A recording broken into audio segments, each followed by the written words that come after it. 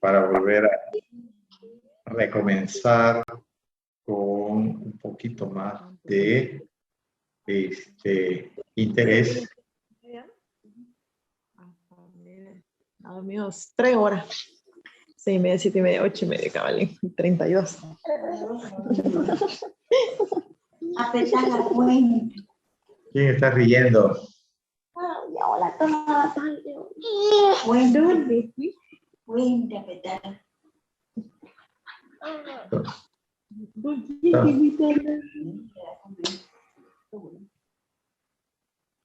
En la boca. Aquí te voy a meter, ya te he dicho. Olivia, tu micrófono. Olivia Newton-John.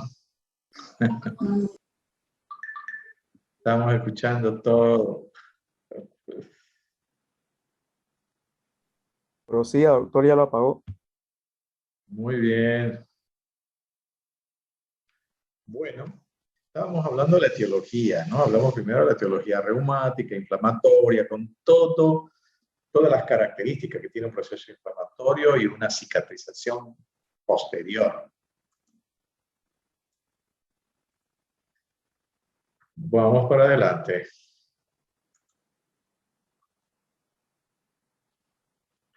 Otra causa, la ruptura o perforación de valvas y cuerdas tendinosas, disfunción de músculos papilares pueden causar insuficiencia mitral aguda. Hay circunstancias traumáticas, inclusive un golpe de frente con el tórax, una caída, un choque, que pueden producir ruptura de válvulas. Rarísimo, pero puede. Entonces eso causa insuficiencia mitral.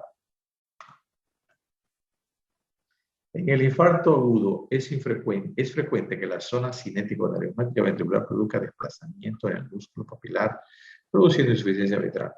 Una angina de pecho, que disminuye la capacidad de contracción de una parte del corazón, ya puede alterar la función de la válvula por trastorno del músculo papilar.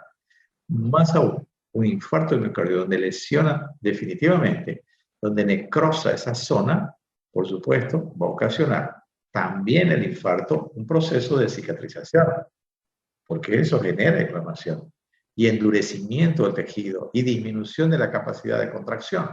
Entonces eso altera también la dinámica y la estructura del corazón. No vamos a hablar de la insuficiencia cardíaca insuficiencia mitral congénita porque no avanzamos casi nada congénito porque no hay tiempo.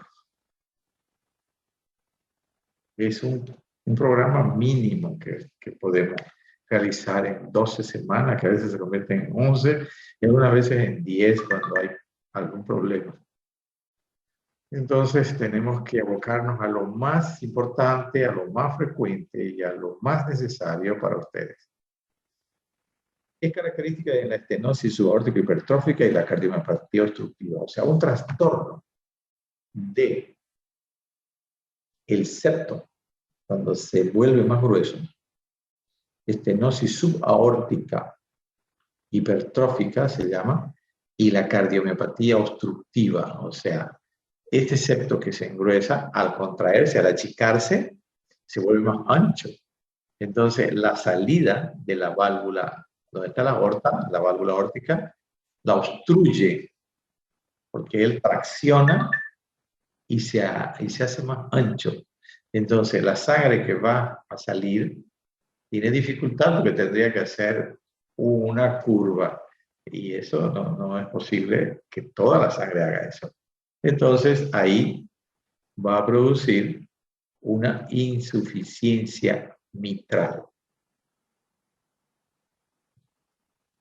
La cardiomiopatía obstructiva también. Porque altera, al engrosarse, altera una de las valvas, la tracción. Es por eso. No es por la aorta nomás, ¿no? Disminuye también la vía de salida, pero la altera una válvula y la hace que se desconecte de la otra. La calcificación anular mitral También otra causa, el anillo mitral se calcifica y se endura. Surge en mujeres de edad avanzada y puede causar cierto grado de estenosis e insuficiencia. Hay distorsión de la arquitectura valvular. Una desproporción en la longitud del aparato tendinopapilar. Esto es más frecuente. Es lo que le llaman, perdón,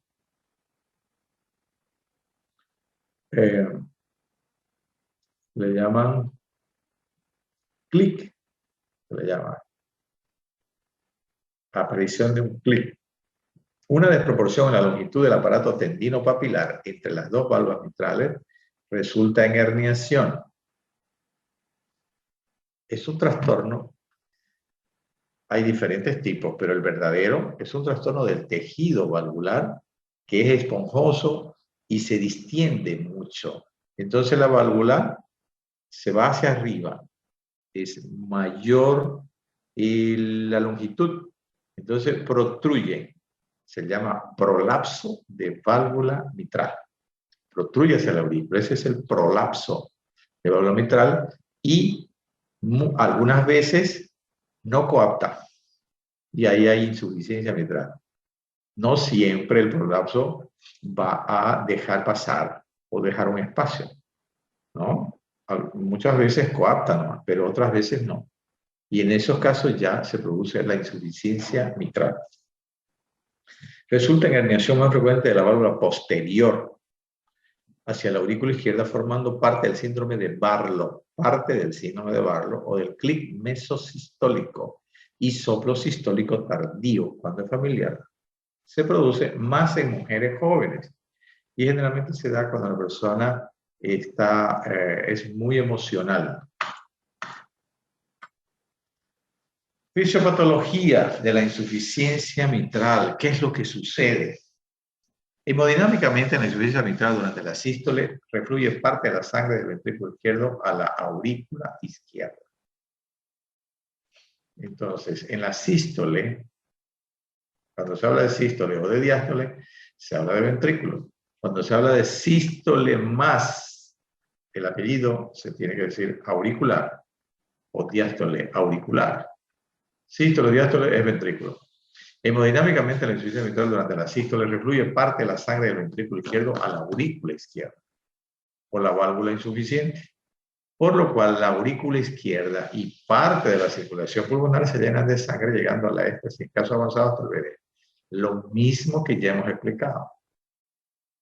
Sangre que regurgita, presión mayor en la aurícula, presión hacia atrás en las venas, presión mayor en los capilares pulmonares, venosos y arteriales, presión mayor en la arteria pulmonar, presión sobre el ventrículo derecho que se hipertrofia, después se dilata, insuficiencia tricúspide, regurgitación de sangre hacia la aurícula derecha, congestión venosa periférica. Ese es el ciclo que hace.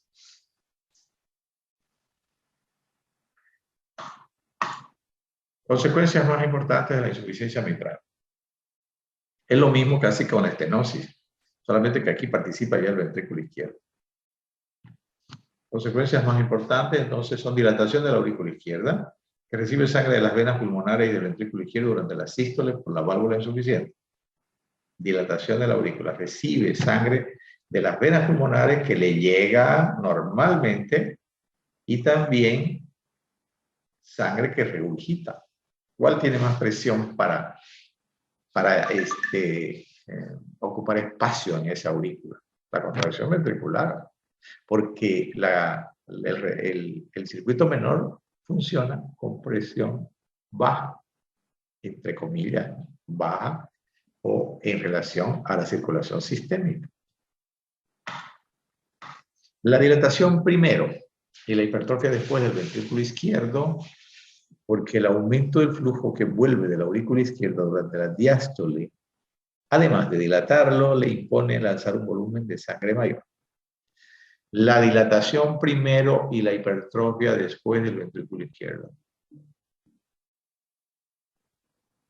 Porque el aumento del flujo que vuelve de la aurícula durante la diástole, además de dilatarlo, le impone lanzar un volumen de sangre mayor. ¿Qué dice? ¿Quién me puede decir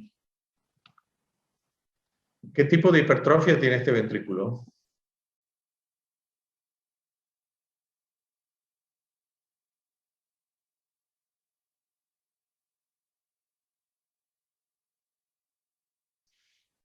Nadie. Excéntrica, doctor. Hipertrofia excéntrica. ¿Por qué? Porque el volumen de sangre es mayor. Porque es una sobrecarga de volúmenes. Andrea Gómez. Sobrecarga de volumen. Las sobrecargas de volumen producen hipertrofia excéntrica. Entonces se dilata y mantiene la capacidad de contracción. Eso quiere decir hipertrofia excéntrica. ¿Por qué? Porque no es que realmente se engruesen las paredes como una hipertrofia concéntrica, sino que mantiene su capacidad, ¿no? En cambio, la otra dilatación, ya al final, cuando ha producido muchas veces hipertrofia y se dilata después de mucho tiempo, la pared es delgada y no tiene capacidad de contracción. Esa es la diferencia. Entonces, aquí maneja bastante volumen de sangre, porque sangre que regurgita va a volver de nuevo, ¿no? La aurícula va a hacer que vuelva esa sangre al ventrículo y va a regurgitar nuevamente parte. Entonces hay un aumento del volumen de sangre que maneja el ventrículo izquierdo.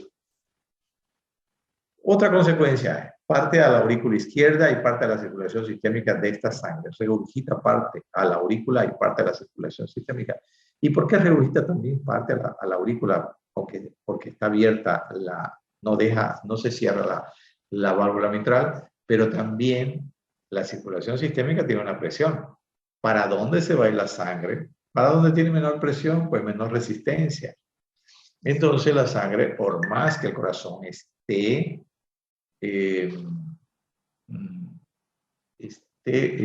anatómicamente adaptado a tener una vía de entrada y una vía de salida adecuada para que la sangre que llega no vuelva en lo posible, sino vaya hacia adelante, a pesar de eso. Ello lo hace hiperdinámicamente sin gran despliegue de energía, ya que la abertura mitral supone una disminución de la resistencia periférica a la contractilidad ventricular. Entonces, el ventrículo tiene menor trabajo, porque tiene una buena contracción, va la sangre hacia la aorta, pero también retorna hacia la aurícula. Entonces la resistencia periférica disminuye en general. La resistencia sistémica, la resistencia hacia atrás. O sea, tiene menor trabajo en el sentido de presiones. En el sentido de volumen, tiene bastante volumen. 3. El ventrículo derecho también se hipertrofia. Estamos hablando ya de que esta presión de la aurícula izquierda pasó las venas, pasó el pulmón, llegó a comprometer el ventrículo derecho. Entonces, el ventrículo derecho también se hipertrofia para vencer la éstasis pasiva que la lesión mitral impone a la circulación. Éstasis pasiva. Mientras el ventrículo derecho puede realizar esta tarea, el trastorno circulatorio permanece limitado a él sin propagarse a la aurícula derecha, ni ocurrir ingurgitación de las venas y sus afluentes cervicales y hepáticas. O sea, esto es un proceso lento. No es el edema agudo de pulmón, sería un proceso rápido de insuficiencia izquierda. Pero aquí es un proceso lento, meses, a veces años, ¿no? Para que se produzca todo este trastorno. Cuadro clínico, ¿qué es lo que vemos? Los signos clínicos preceden a los síntomas, igual que en la estenosis mitral. ¿Qué quiere decir? Que el diagnóstico lo hace el médico, a veces sin haber síntomas del paciente. ¿Por qué? A la ausculta va a escuchar soplo. Soplo que tiene relación con la valvulopatía. Entonces los signos clínicos van a aparecer primero si alguien lo sabe escuchar. En los casos de insuficiencia importante, el soplo sistólico puede ya estar presente desde el primer brote reumático. Ya dijimos por qué hay soplos sistólicos, los soplos regurgitativos. El curso clínico desde el momento de la aparición de los síntomas de insuficiencia ventricular izquierda, disnea, es parecido al de la estenosis mitral, aunque menos episódica. O sea, ¿qué quiere decir? De que la insuficiencia va a tener una evolución progresiva, pero sin tener agravamientos bruscos como la estenosis mitral, donde un ejercicio en cualquier momento, aunque esté asintomático, le va a producir grandes problemas y puede producirle hasta edema agudo de pulmón. En cambio, acá no. Acá la progresión de los síntomas es paulatina, pero sin altibajos. En la insuficiencia mitral, el cansancio, fatiga, dice acá. O sea, yo le pongo, dice fatiga, porque siempre lo digo, para que ustedes tengan consciente de esto, ¿no? Cansancio y fatiga, ¿es lo mismo? Para mí no.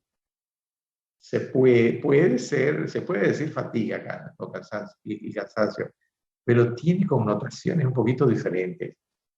No solamente en la teoría, sino en la práctica. Fíjense que hay personas en sus familias de ustedes, especialmente las personas mayores, dicen cuando alguien tiene algún dolor y se pone un poquito ansioso, se fatigó. Cuando alguien está nervioso, emocionado negativamente, se fatigó. ¿Por qué le palpita el corazón? Por supuesto, hay subida un poco de presión, frecuencia cardíaca rápida, adrenalina y todo eso. Se fatigó. ¿Es cansancio verdadero? No es. Fatiga, por ejemplo, y esto sí es más importante todavía, cuando nosotros preguntamos a los pacientes, ¿usted se cansa? Sí, me canso. El cansancio que nosotros debemos investigar es el cansancio por disminución de la capacidad respiratoria. Pero hay cansancio muscular, debilidad general. Antes había una enfermedad. Yo me recuerdo cuando era chico, en el campo, la gente decía, ¿de qué está enfermo? Le ha dado debilidad. Debilidad. Era como una enfermedad. Entonces, hay que hacer la diferencia. El cansancio físico es como cuando uno hace mucho esfuerzo físico y se cansa y al día siguiente o más tarde se levanta y está cansado, está fatigado. Se habla, por ejemplo, de fatiga muscular, cuando el músculo hizo demasiado esfuerzo. O cuando la persona no come, no tiene apetito, se va debilitando. También eso le produce una fatiga al hacer algún esfuerzo. Entonces, eso yo no digo de que no se puede usar fatiga con cansancio, pero tienen que tener eso, especialmente cuando ustedes hacen la historia clínica, hacer la diferencia, ¿no? ¿Usted siente cansancio? Sí. ¿En qué momento? ¿Cómo? ¿No? Para ver esa relación. Es frecuente entonces por disminución del débito cardíaco, el cansancio, fatiga. Aquí tendría relación la fatiga, porque el débito cardíaco significa que los músculos no reciben la misma cantidad de sangre y oxígeno. Entonces los músculos no pueden moverse igual. ¿Por qué no tienen la perfusión adecuada? En el examen físico, la onda pulsátil carotidia es muy activa y rápida. El choque de la punta está reforzado hiperdinámico. Es amplio. ¿Por qué? Porque el ventrículo está dilatado. Desplazado hacia la izquierda. Esto es importante porque cuando ustedes hacen el examen físico tienen que palpar la punta del corazón. Tienen que hacer observación en la inspección. ¿Se ve el choque de la punta? ¿No? ¿Cómo es el choque de la punta? Y esto es importante en su examen para hacer diagnóstico. O sea, nosotros quisiéramos que un solo síntoma y un solo signo patognomónico nos digan, esta es la enfermedad. O un examen de laboratorio nos diga, esta es la enfermedad. No, hay enfermedades que no. Y hay 2 o 3 o 4 patologías parecidas en determinado momento de la enfermedad. Tenemos que hacer diagnóstico diferencial. Y es ahí donde tenemos que tener seguridad, tenemos que saber preguntar y tenemos que saber hacer un examen físico para no confundirnos. Entonces, está desplazada la punta hacia la izquierda, eventualmente hacia abajo, hacia el sexto espacio interglottal. ¿Qué nos dice eso? Corazón grande. Auscultación. La insuficiencia mitral, en la insuficiencia mitral se aprecia un soplo pansistólico de elevada frecuencia.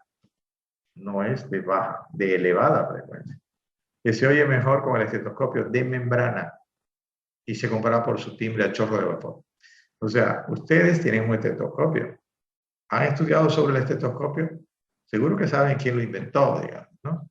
Pero no saben para qué es la membrana, en qué caso se utiliza la membrana y en qué caso se utiliza la campana para escuchar qué tipo de ruido. Eso tiene que saberlo. No es posible que un médico no sepa eso a estas alturas. Cuando uno empieza a usar quizás en primero, en segundo, pues no le da mucha importancia. Pero por ahí alguien le va a preguntar a los pacientes, doctor, ¿y esto para qué es? ¿Y esto para qué es? Claro, se le puede decir cualquier cosa porque el paciente no sabe también. Pero si el paciente entra a internet y dice, esto es para esto, esto es para esto, y le preguntan, hay que saber en lo posible. Entonces, por algo dice aquí que el soplo pansistólico de insuficiencia se oye mejor con el estetoscopio de membrana y se compara por su timbre a chorro de vapor. Es de máxima intensidad a nivel del ápex de la punta y se propaga hacia la axila. Es fuerte y largo. Ejemplo, ¿con qué parte del estetoscopio se escucha mejor el tercero y el cuarto ruido? No se los digo para que lo lean. El tercer ruido, hay tercer ruido. ¿Por qué hay tercer ruido, Andrea?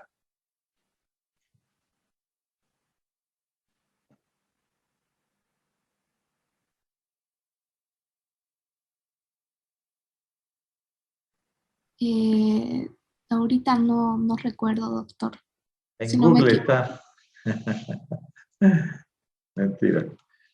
El tercer ruido, que ustedes todavía no lo han leído bien, y si el examen fuera la próxima semana, ya tendrían que haberlo leído.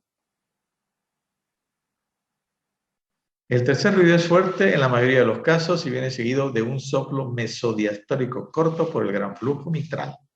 Estos dos signos. Aquí nos vamos a quedar. Vamos a ver si nos da tiempo. Quiero más o menos tener un detalle de sus nombres. Alanoca Patón Tatiana. Presente, doctor. Muy bien. Arano Salguero. Presente, doctor. Barberí Cuellar. Jimena, Presente, ¿no? doctor. Sí, doctor Jimena. Cardoso Vega Nadir. Presente, doctor. Cuellar Montero. Galvi Zambrana. Guibarra López. López Choque. Presente, doctor Guibarra López. Guibarra. López Choque. Presente, doctor. Ríos Bejarano. Presente, doctor. Román Caballero. Sandoval Molina. Uscamaita Carolina. Vaca Coimbra. Vega Eid Karen. Presente, Vaca Coimbra. Vaca presente. Vega Eid Karen. Velázquez Lupa. Villazón Quinteros. Presente, doctor.